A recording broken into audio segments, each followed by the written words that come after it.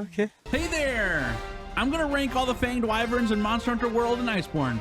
I'll rank them based on their hunt, design, and just how fun they are in general. Let me know what I got wrong. Here we go. Great Jagras. I'm really happy that Great Jagras is the introduction fight for Monster Hunter World. It looks just menacing enough that it feels big and tough on your very first hunt against it. But it doesn't pose too much of a challenge once you see its very obvious tells on its attack. Yes. Great Jagras is also a lizard-looking thing, which makes it more fitting for what the game is all about, fighting dragons and big monsters. The hunt against this big green lizard is interesting for a couple reasons. First off, that it hunts in a pack of smaller Jagras, and that can get overwhelming if you're not careful. The hunter feeling hunted happens early on in the game. You're always surrounded by 5 monsters with the boss leading the pack. And secondly, Great Jagras eating other monsters, which changes its attacks. It's an awesome addition to the hunt. As a new player, it keeps you on your toes and guessing what may happen next. Great Jagras isn't a tough monster, but it does a good job of setting the stage for the rest of the game. C rank. Toby Kadachi. Monster Hunter has some really interesting monster designs. Some are pulled off really well, and some kind of look a little too far-fetched for what's trying to be pulled off. Toby Kadachi feels like a child who didn't work on their project all year for school, and they slapped something together quick just to get them a passing grade. The mix of squirrel and snake is a little jarring, but the game is called Monster Hunter after all. Despite how Toby Kadachi looks, it has a much better designed hunt. I love the quick moves and jumping from tree to tree. Toby Kadachi offers a good difficulty spike in the early game, especially for hunters using heavy, slow weapons like the Greatsword or the Charge Blade. Hitting this thing is tough when you're just getting going in the game, and dealing with being stunned throughout the fight can be a real challenge. Overall, I think Toby Kadachi is placed really well in the game, and I appreciate the obstacle it brings to hunters new to the series. C rank. Great Gyros. I think this one pulls off the snake mashup just slightly better, and I only think that because it feels like a complete monster, not a mashup of 2. Great Gyros just feels more believable than Toby Kadachi. I'm also a fan of how this big guy and all his little minions do pack hunting for monsters. Shamos and Jagras do as well, but Great Gyros did it best with its Squirtle squad of snaky puppers. And the black and yellow coloring works so well with its snake motif. It's a really cool monster. I kinda wish Monster Hunter would have done more with this guy besides making him a punching bag for other bigger monsters in the Rotten Vale. Don't get me wrong, it's funny to watch the mob and its boss get tossed around and smacked by huge dragons, but for such a well-designed monster, they didn't do a whole lot with the Great Gyros for the main game. He's just kinda there, wandering around in a mild nuisance here and there. Maybe in the next Monster Hunter game, Great Gyros will be Greater Gyros. F rank. Odagaron. I know I'm not unique in my thoughts here. I like Odagaron, but I'm also a big fan of dogs in general, and even though I'd never want to pet Odagaron, I love the design of this red pupper. The hunt with him is also a cool change from what we've been fighting most of the game, because Odagaron is really fast compared to everything else up to this point, with Toby Kadachi in a close second.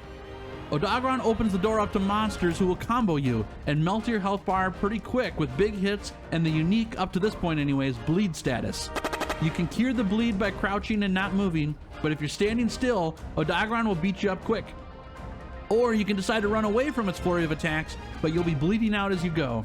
I think Odagaron is a really well-designed monster, both appearance and mechanics-wise. It's unique, fun, a challenge, and a hunt that I frequently go back to either for parts or a fun experience. A rank. Dodogama.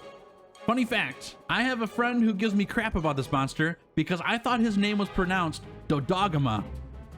I'm not quite sure what all the hype for Dodogama is all about, and I'd be happy to learn. Is it because he has a huge, potentially cute jaw?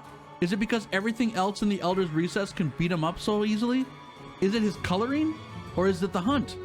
Those are all the reasons I can come up with based on what I know about it, but I just don't quite get it. Based on what I know about Dodogama, his fight is pretty awesome, and I do like his design quite a bit. He's a bright lizard in a dark volcano, and having him chomp on rocks is pretty cool. The hunt against him isn't too bad, but not much of a challenge. Dealing with ranged monsters is only slightly less annoying than a flying monster, and if Dodogama hits you, it's gonna hurt early on. I think Dodogama has a good spot in the game and is a well-designed monster with some fun personality. I don't think he's the all-time greatest, but I could be convinced otherwise if there's something about this monster I don't understand. B rank. We're through all the fanged monsters in Monster Hunter World's base game. I just wanted to pause a second here to thank you. Yes, you behind that big bright screen of yours. Giddy Fox Gaming exists to create fun videos just like this one for fans of Monster Hunter to enjoy. A like on this video helps get this video out to more fans of the game. Thanks so much. Now, let's jump into Iceborne. Viper Toby Kadachi. I don't know why, but I think Viper Toby Kadachi is so much cooler than the regular version. I don't know if it's the really bright colors or what, but I think this version of Toby Kadachi is really neat. Viper Toby Kadachi also got the huge power-up of poisoning and bleeding you through the hunt with it. This is very annoying, but it's nothing that a cleanser booster can't deal with. Outside of the hunt itself, I do like that you fight this thing in the Hoarfrost Reach for the first time. It's a cool setting, no pun intended, to find it holed up in a hot spring area underground, and I can just imagine it roaming and tossing tail spines into wolves to drag off and chow on later. I think Viper Toby Kadachi was a great glow-up, and despite all the status ailments you deal with in the hunt, it was a good challenge. B rank. Ebony Odagaron. I was very happy to know that there was a cooler version of Odagaron in Iceborne. As you've heard, I like Odagaron a bunch, but Ebony Odagaron is a step up the ladder. I love the coloring, and adding dragon element is so fitting for how this monster works. You can imagine it roaming the map, stalking on big monsters, weakening them with the dragon element it inflicts, and slowly whittling it down with quick, hard-hitting attacks. And the hunt against it feels a lot like this too. You have to bide your time against Ebony Odagaron before you can get a few hits in here and there. It reminds me of a ferret. Very active for a while, then it slows way down. If you get through the active stage of Ebony Odagaron, you're left with a decent opening to wail on it and break a few parts to slow it down even further. You definitely need to keep your guard up though, because the dragon attacks specifically hurt a lot, and you ain't getting away from this thing very easily if you need a heal. Ebony Odagaron is a great monster, nothing more I need to say here. S rank. Zinogre. What a cool design for a monster.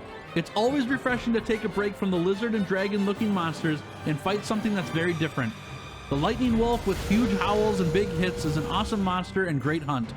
My first trip into the Guiding Lands was a fun experience because I was just waiting for this thing to ambush me from a tree, and even though this didn't happen, it was something that I was watching for with every monster I took down. Lightning element is my favorite in any game series, so I was a sucker for Zinogre's cool lightning attacks and the whole gimmick of it charging up to change its attacks. And I got a good chuckle when it flies up in the air and slams you from the top rope.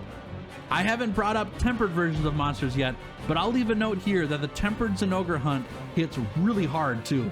You need to be ready to dodge this thing when it's charged up. No! Oh my, one-shot me! Zinogre is really cool, a refreshing and fun design, and a hunt I'm always up for partaking in. It walks the line of fun and challenging very well. A rank. Stygian Zinogre. I didn't put Zonogra in S tier because Stygian Zinogre exists. The only thing better than lightning element is Monster Hunter's unique dragon element. I have a whole video on this challenge of my first ever hunt against Stygian Zinogre, and gosh, it was so fun. I wasn't expecting a huge difference between this and regular Zinogre, but when it gets all charged up and starts firing everything at you all at once, the tide changed and I had to take this monster more seriously.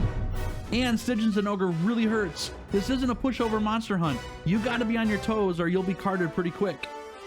The dragon element on Stygian Zinogre looks awesome, and the extra attacks it unleashes on you work really well. It's a great mix of ranged and melee combat against this wolf, which has you swapping between offense and defense more than most hunts. It's almost like a cool dance between you and Stygian Zinogre, consisting of dodging, quick hits, then knocking it out of the air for a beatdown. Awesome monster, great hunt, and all I want to do is hunt this thing more. S rank. Boom.